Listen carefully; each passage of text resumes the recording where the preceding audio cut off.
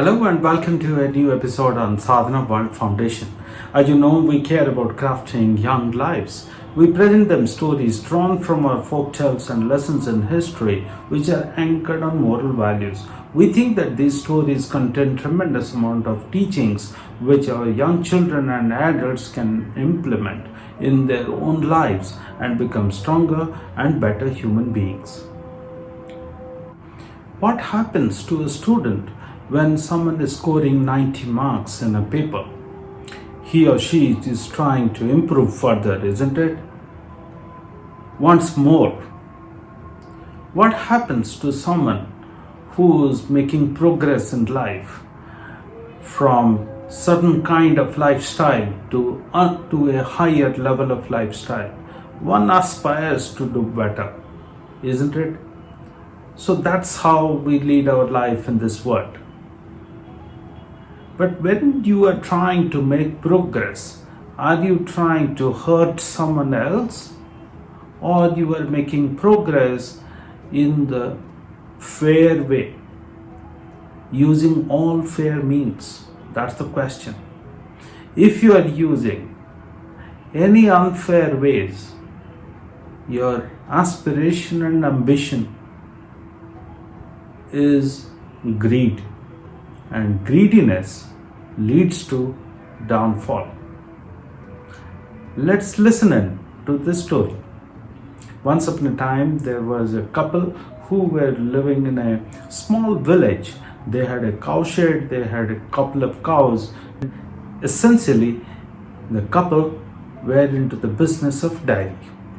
So they used to take care of the cows and they used to sell the milk, they used to get money, and the ambition was that they will get more and more cows, they will live in a better house, bigger house, they will have more assets, they will have more money, they will lead a very comfortable life.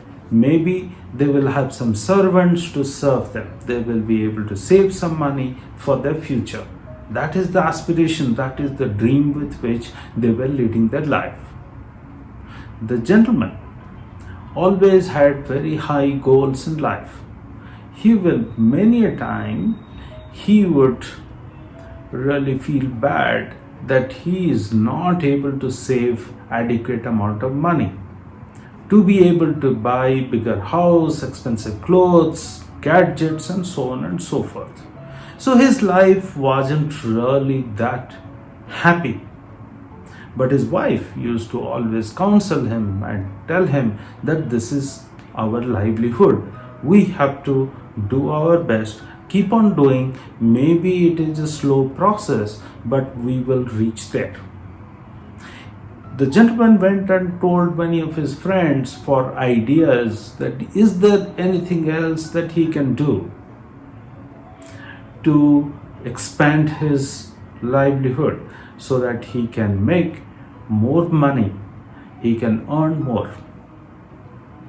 Once he chanced upon an idea, he felt that he doesn't have enough money to buy a cow, or he doesn't have money to step up his lifestyle to include many amenities, many luxuries that he has been longing for. So the only thing he can do is that he can add some water to the milk that he is collecting from the cows.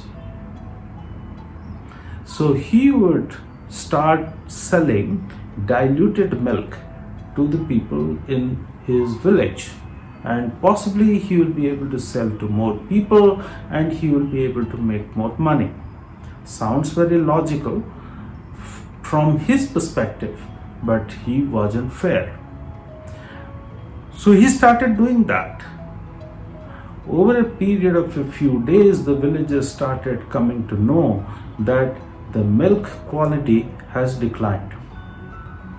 The villagers confronted him, but he won't agree because he has a very strong reputation of being honest and always sticking to the quality of the milk that his cows produced. So the villagers could notice that he was adding water from the river. So the villagers didn't want to confront him then and there. They made a plot. So the farmer went to the grocer in the village to buy some grocery. The grocer, as per the plan, had added lot of stones, small stones, in the rice, in the pulses, and in the spices that he sold the milkman. The gentleman came, the food that he bought from the market was cooked, but they could not eat. The couple could not eat. Then they thought that the grocer is doing unfair activities.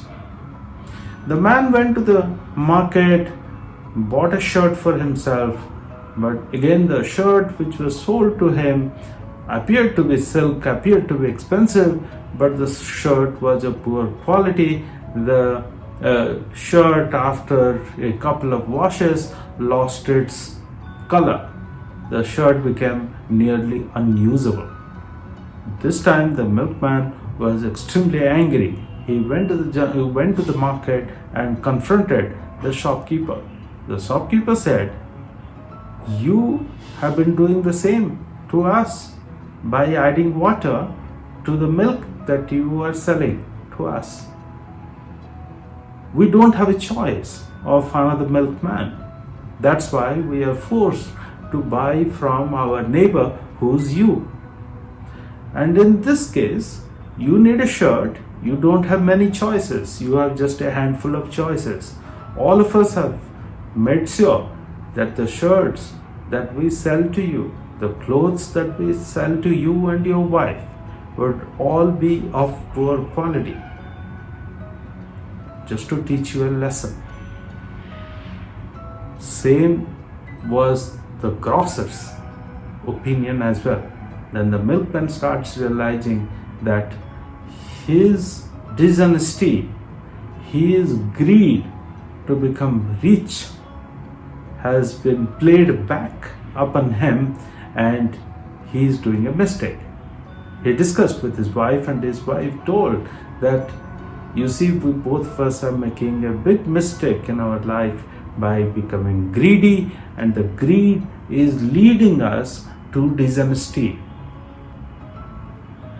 Greed is giving rise to dishonesty, and we are losing our reputation, we are losing our self-respect, we are losing dignity, we are losing our social status in the community in which we live.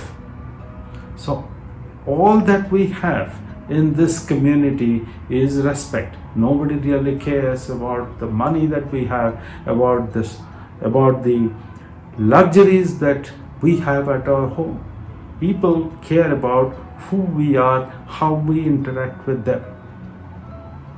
So in this community, we have lost our respect. It's a huge downfall.